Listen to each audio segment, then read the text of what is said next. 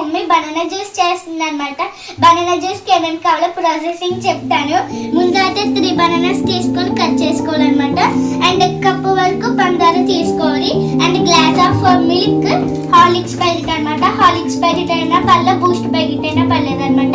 అది మీ చాయిస్ అంట. ఇప్పుడు ఇవన్నీ ఇట్లా వేసేసి మిక్స్ చేసేద్దాం. ఇవన్నీ మిక్సీ జార్లో వేసేసుకుందాము. బనానాస్ అయితే వేసుకుంటాను అనమాట.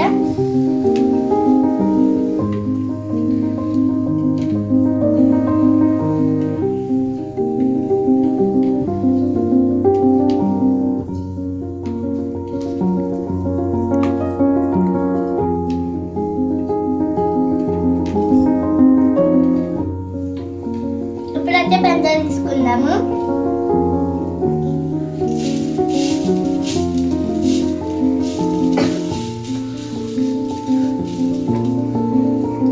ఇప్పుడైతే మిల్క్ వేసేసుకుందాము.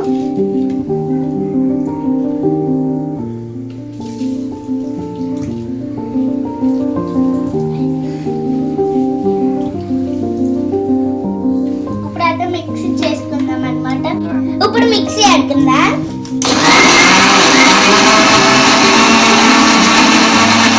గ్లాసెస్ అయితే వచ్చినాయి అనమాట మా అన్నికి నాకు. ఇప్పుడు అయితే పైన హార్లిక్స్ వేసుకుందాము.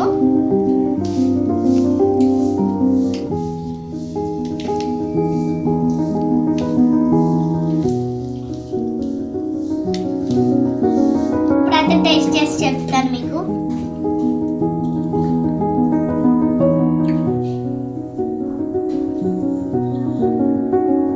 చాలా బాగుంది ఫ్రెండ్స్. ఇలా సింపుల్ గా మీ ఇంట్లో కూడా ట్రై చేసుకుంటే కామెంట్ చేయండి.